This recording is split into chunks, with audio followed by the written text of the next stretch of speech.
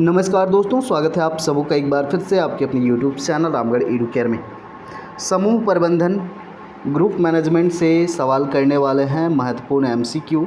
इसका theory class हो चुका है। जो एमसीक्यू हैं उसको इस वीडियो में आप प्रैक्टिस करेंगे, क्विक रिवीजन करेंगे। बहुत कम समय में हम लोग क्वेश्चन को कवर करेंगे। नंबर ऑफ़ क्वेश्चन ज़्यादा हैं, 2-4 टॉपिक बचे हुए हैं, तो उनको भी जल्दी से इसी तरह से रिकॉर्ड करके आपको दे दिया जाएगा, जिससे आप सभी टॉपिक्स के रिवीजन हो जाएंगे। और जो आपका मैराथन टेस्ट वगैरह वो लाइव क्लासेस जो होती हैं वो चलती रहेंगी। यहाँ ज़्यादा एक्सप्लेनेशन नहीं होगा, सीधे आप लोग क्वेश्चन देखेंगे, सॉल्व करेंगे। पहला सवाल देखेंगे, शिक्षण के समूह प्रबंधन में शामिल है। अब शिक्षण के समूह प्रबंधन जो ग्रुप मैनेजमेंट है, इसमें तो सभी होंगे, शिक्षण संस्था, शिक्षार्थी, शिक्षक। आगे देखेंगे, शैक्षिक प्रबंध एवं समूह प्रबंध में मुख्य रूप से कौन कौन प्रयुक्त किए जाते हैं। तो कौन कौन यहाँ पर होते हैं साथियों। सिंपल क्वेश्चन है, क्वेश्चन लेवल धीरे धीरे आपका बढ़ेगा। चलिए ध्यान से देखेंगे। यहाँ पर करेक्ट आंसर यहाँ पर डी हो जाएगा, ये सभी होंगे। समूह प्रबंधन में किसकी प्रक्रियाओं को महत्वपूर्ण माना जाता है, किन प्रक्रियाओं को महत्वपूर्ण माना जाएगा। यहाँ पर निर्देशन, योजना, समन्वय भी होना ज़रूरी है। योजना, निर्देशन सभी चीज़ें ज़रूरी हैं। शिक्षक प्रबंधन के औपचारिक अधिगम में निम्न में से कौन शामिल नहीं होता है। कौन शामिल नहीं होता है साथियों। तो परिवार यहाँ पर बिल्कुल इन्वॉल्व नहीं होता है। समूह प्रबंधन में शामिल अनौपचारिक अधिगम की इकाई में कौन शामिल होता है। अब औपचारिक ये जो टर्म्स हैं आपको पता है, तो अनौपचारिक अधिगम में ये तो सभी परिवार, मित्र, समाज सभी हो जाएंगे, सभी अनौपचारिक ही हैं। समूह प्रबंधन के प्रमुख उद्देश्य में निम्न में से कौन शामिल होता है। शामिल कौन होता है दोस्तों। छात्रों में लोकतांत्रिक मूल्यों का विकास, बिल्कुल विकास को ध्यान में रखना है। आत्मविश्वास को बढ़ावा देना है। राष्ट्रीय विकास सुनिश्चित करना, ये सभी चीज़ें होंगे, ये सभी उद्देश्य हैं। निम्न में से कौन समूह प्रबंधन के उद्देश्य नहीं है। समूह प्रबंधन के उद्देश्य नहीं है। देखिए, साधनों को समन्वय नहीं करना, बिल्कुल समन्वय करके चलना है आपको, तालमेल बिठा के। समूह प्रबंधन शैक्षिक इकाई में महत्वपूर्ण होते हैं उद्देश्यों की प्राप्ति में। बिल्कुल इन सारी चीज़ों के लिए आवश्यकता पड़ेगी हमें प्रबंधन की। करेक्ट आंसर डी हो जाएगा। वर्तमान समय में शिक्षण व समूह प्रबंधन के कार्यों को में शामिल होते हैं। तो शामिल कौन होते हैं यहाँ पर। कार्यान्वयन, नियोजन, मूल्यांकन, ये सभी प्रबंधन के हिस्सा है। भारतीय संविधान का कौन सा अनुच्छेद शिक्षा से संबंधित है, आपको पता है, ये क्वेश्चन नंबर 10 का आर्टिकल 21A। आगे देखेंगे, समूह प्रबंधन की उपयोगिता है। उपयोगिता क्या है साथियों। मानवीय संबंधों का विकास, प्रयासों का एकीकरण, शैक्षिक प्रक्रिया को गति देना, ये सभी हो जाएगा यहाँ पर करेक्ट आंसर। किस प्रकार समूह प्रबंधन उपयोगी साबित होता है। उपयोगी कैसे साबित होता है साथियों। प्रयासों को एकीकरण करके, समग्रता ला करके, संबंधों की उचित व्यवस्था करके, सभी हो जाएगा यहाँ पर। आगे देखेंगे, निम्न में से कौन सा कथन समूह प्रबंधन के संबंध में सही है कौन सा कथन यहाँ पर। देखेंगे, यह छात्रों में आत्मविश्वास संबंधी गुण का विकास करता है, बिल्कुल सही बात है। व्यावसायिक तकनीकी कुशलता को भी विकसित करता है, बिल्कुल। संसाधनों के प्रबंधन में उपयोगी है, सभी हो जाएगा 1, 2, 3। किसमें शिक्षा से जुड़े हुए भौतिक एवं मानवीय सभी प्रकार के घटक आ जाते हैं। अब भौतिक, मानवीय सभी प्रकार के घटक किस में आ जाएंगे, टर्म्स को आपको समझना होगा। तो समूह शैक्षिक प्रबंध में ये सभी आएंगे आपके। निम्नलिखित में से समूह शैक्षिक प्रबंध के सिद्धांत कौन से हैं। सिद्धांत कौन से हैं यहाँ पर। कार्य का विभाजन, बिल्कुल कार्य का विभाजन होता है समूह में। अधिकार तथा उत्तरदायित्व भी दिया जाता है समूह के मेंबर्स को। नियोजन भी होता है, सभी हो जाएगा यहाँ पर। समूह प्रबंध के विकास सिद्धांत के किस सिद्धांत को विशिष्टीकरण का सिद्धांत या श्रम विभाजन का सिद्धांत। तो श्रम विभाजन का सिद्धांत कौन सा यहाँ पर फॉलो कर रहा है, कार्य का विभाजन। आगे देखेंगे, समूह प्रबंधन के किस सिद्धांत में यह बताया गया है कि प्रबंधक को अपने कार्य करने वाले सभी कर्मचारियों के साथ समानता एवं निष्पक्षता से व्यवहार करना चाहिए। तो कौन सा सिद्धांत ये कहता है, नाम से ही पता चल रहा है यहाँ पर। समानता के व्यवहार का सिद्धांत ये यही तो कहेगा, सभी कर्मचारियों के साथ समानता, निष्पक्षता का व्यवहार करना है। निम्नलिखित में से समूह प्रबंधन के कार्य कौन से हैं। समूह प्रबंधन के ये सभी कार्य हैं, नियुक्त करना, नवाचार, संगठन निर्माण। प्रत्येक संस्था की स्थापना के पीछे कुछ उद्देश्य निर्धारित होते हैं, बिल्कुल। पूर्व निर्धारित उद्देश्यों की प्राप्ति एवं नियोजन के सफल क्रियान्वयन हेतु किसकी आवश्यकता होती है। तो यहाँ पर करेक्ट आंसर आपका हो जाएगा ऑप्शन बी संगठन, संगठन की आवश्यकता पड़ती है। आगे देखेंगे यहाँ पर संस्था की प्रगति उसमें कार्य करने वाले कर्मचारियों की योग्यता, अनुभव एवं उनके कौशल पर आत्मनिर्भर करती है। यह कार्य किस शैक्षिक प्रबंधन के अंतर्गत आएगा? तो यह देखिए, थोड़ा सा सोचिएगा तो आंसर आप कर पाइएगा। योग्यता, अनुभव, कौशल पर निर्भर करती है, तो ये नियुक्ति करने पे ही हम योग्यता, कौशल, अनुभव देखते हैं, उस हिसाब से उनका यहाँ पर काम दिया जाता है, नियुक्त किया जाता है। आगे देखेंगे समूह प्रबंधन के किस कार्य के अंतर्गत किसी भी संस्थान अथवा उपक्रम के विभिन्न कार्यों के बीच एकता स्थापित करना तथा विभिन्न प्रयासों के बीच नियमित व्यवस्था बनाए रखना है। यहाँ हो जाएगा समन्वय। एकता स्थापित करना है, नियमित व्यवस्था बनाए रखना है, मतलब समन्वय की आवश्यकता है। समूह प्रबंधन के तहत किस प्रकार के कार्यों को महत्व दिया जाता है? तो कैसे कार्यों को महत्व दिया जाएगा यहाँ पर? तो गुणात्मक, दक्षतापूर्ण, मात्रात्मक सभी हो जाएगा यहाँ पर। आगे देखेंगे समूह प्रबंधन में निम्न में से कौन एक ही क्रिया के दो पहलू होते हैं? एक ही क्रिया के दो पहलू अधिकार, उत्तरदायित्व दोनों होंगे, तभी तो दो होगा। समूह प्रबंधन में प्रबंधकीय कार्यों में सहयोग एवं सद्भावना संबंधी प्रावधान का समन्वय संबंध पाया जाता है। समानता के व्यवहार के सिद्धांत से करेक्ट आंसर होगा यहाँ पर। सिद्धांत के अनुरूप प्रबंधन में समूह किस प्रकार कार्य को करते हैं?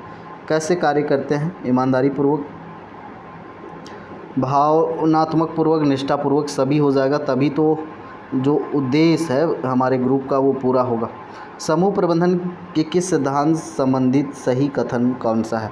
कौन सा कथन यहाँ पर सही है? समूह प्रबंधन के सिद्धांतों के अनुसार सिद्धांत आपको बताए गए। समूह प्रबंधन के नियोजन के सिद्धांत के अनुसार योजनाबद्ध तरीके से होते हैं, बिल्कुल। केंद्रीकरण के सिद्धांत के तहत सिर्फ प्रबंधक इकाई प्रबंधक कार्य को अपने पास रखता है। व्यवस्था के सिद्धांत के अनुसार न्यूनतम समय तथा वित्त व्यय के समूह के साथ कार्य किया जाता है, सभी हो जाएगा यहाँ। आगे देखेंगे समूह प्रबंधन के कार्य से कुछ सवाल। समूह प्रबंधन के किस कार्य के अंतर्गत प्रबंधक विकास के लिए अपने उपक्रम के अंतर्गत नवीन ढंग से उत्पादन प्रायोगिक प्रयास करता है, जिससे कम लागत में अधिक मात्रात्मक तथा गुणात्मक वस्तु का उत्पादन हो सके?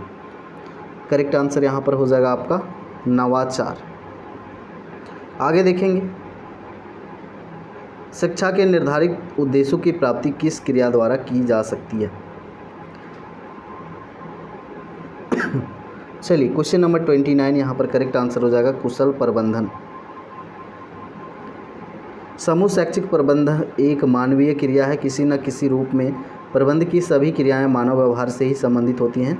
कुशल प्रबंधक निर्धारित लक्ष्यों की प्राप्ति के लिए किसका चयन करता है? किसका चयन करता है साथियों? योग्य व्यक्ति का चयन करता है। शिक्षा के क्षेत्र में अव्यवस्था एवं अपव्यय को रोकने हेतु शैक्षिक क्रियाओं में किसका होना आवश्यक बताया गया है? किसका होना आवश्यक बताया गया है? सबसे ज़्यादा आवश्यक है यहाँ पर समन्वय। समन्वय नहीं होगा तो बिल्कुल भी यहाँ पर जो क्रियाएं हैं या जो अव्यवस्थाएं हैं वो दूर नहीं हो सकती हैं। किसके अंतर्गत? एक ऐसी शैक्षिक व्यवस्था का प्रबंध करना जिसमें उचित वातावरण एवं सीखने की कला समाहित हो तो कहलाती है, क्या कहलाती है साथियों? ये कहलाती है आपकी संस्थानिक निर्माण। आगे देखेंगे विद्यालय एक सामाजिक तथा मनोवैज्ञानिक प्रणाली है तथा इस प्रणाली में शिक्षक तथा प्रधानाध्यापक के मध्य क्या होने चाहिए? तो क्या होने चाहिए? आपस में सहयोग होना चाहिए, बिल्कुल होना चाहिए। परस्पर व्यवहार भी होना चाहिए। सबसे सूटेबल आंसर यहाँ पर ए होगा। आगे देखेंगे प्रसिद्ध शिक्षाविद रेनेटो हैं टागिउरी ने विद्यालय में उचित संस्था निर्माण को कितने आयामों में बताया है? कितने आयाम में बताया है इन्होंने बताया साथियों 4 आयाम।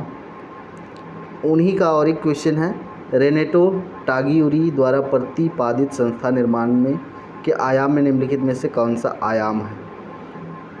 तो यहाँ पर आयाम जो है आपका ये सभी आयाम हैं। भवन का आकार, आयु, रूप एवं सुविधा इत्यादि किस संस्था निर्माण के विविध आयाम के अंतर्गत आते हैं? हो जाएगा आपका पारिस्थितिकी।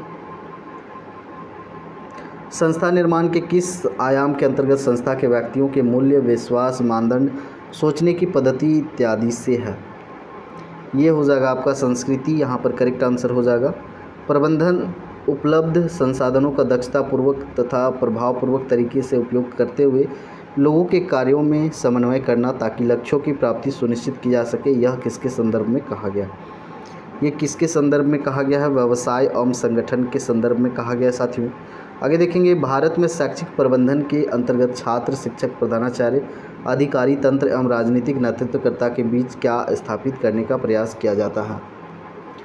करेक्ट आंसर हो जाएगा यहाँ पर सामंजस्य स्थापित करने का, एडजस्टमेंट मेंटेन करने का यहाँ प्रयास किया जाता है।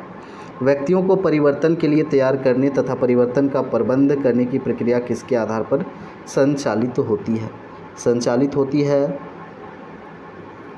संगठनात्मक विकास के द्वारा।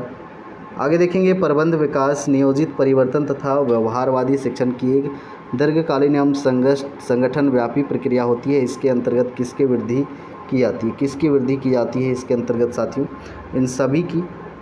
निम्नांकित में से समूह प्रबंधन के उद्देश्य के भाग हैं। उद्देश्य के भाग हैं सभी, ये सभी उद्देश्य के भाग हैं, देख लीजिएगा। निम्नलिखित में से प्रबंधन की प्रक्रिया कौन सी है? प्रबंधन की प्रक्रिया कौन सी है साथियों?